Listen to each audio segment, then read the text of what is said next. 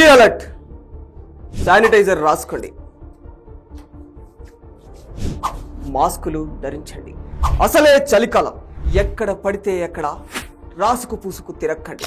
మళ్ళీ క్వారంటైన్ కు సిద్ధం కండి. ఎందుకంటే చైనా వైరస్ వచ్చేసింది. మీ దగ్గరకు రావడం ఎంతో టైం పట్టదు. వారం కావచ్చు, 4 రోజులే కావచ్చు. తస్మాత్ జాగ్రత్త. కరోనాను గుర్తుకు తెచ్చుకోండి. భయపడద్దు, ఆందోళన చెందొద్దు, జాగ్రత్తలు పాటించండి. 5 ఏళ్లు విధ్వంసం సృష్టించిన కోవిడ్ ని మరవక ముందే చైనా మరో మిస్టరీ వైరస్ మానవ కోటిపై దాడి చేస్తుంది.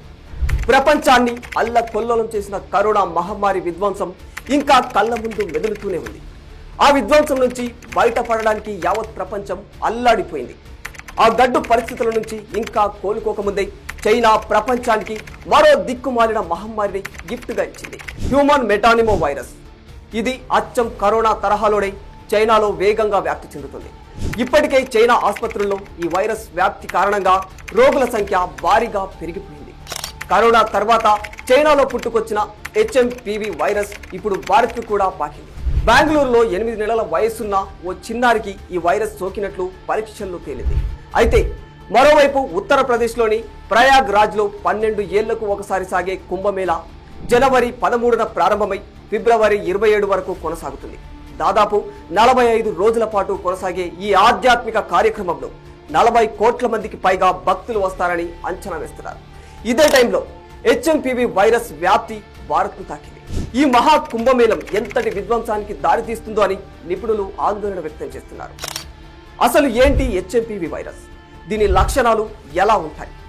HMPV అనేది RNA వైరస్. ఇది న్యూమోవిరిడే మొటాప్న్యూమో వైరస్ జాతికి చెందినది. ఈ వైరస్ బారిన పడిన చైనా ప్రజలు పెద్ద సంఖ్యలో ఆసుపత్రుల్లో చేరుతున్నారు.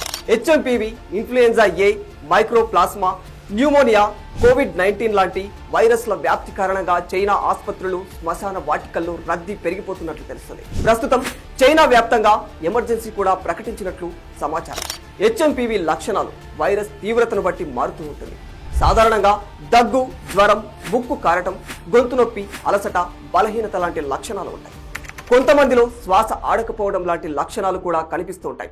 కొన్ని సందర్భాల్లో వ్యాధి సంక్రమణలో భాగంగా దద్దుర్లు కూడా వచ్చే అవకాశం ఉంటుంది. HMPV లక్షణాలను వెంటనే గుర్తించకపోతే ప్రమాదకరంగా మారే అవకాశం ఉందని వైద్య నిపుణులు హెచ్చరిస్తున్నారు. అయితే చిన్నపిల్లలు, వృద్ధులలో ఈ వైరస్ ఎక్కువగా ఉంటుంది. బలహీనమైన రోగ నిరోధక శక్తి ఉన్నవారికి అనారోగ్య తీవ్రతను బట్టి వ్యాధి తీవ్రత మారుతుంటుంది. చలికాలం కావడంతో దీని వ్యాప్తి మరింత పెరిగే అవకాశం ఉంది.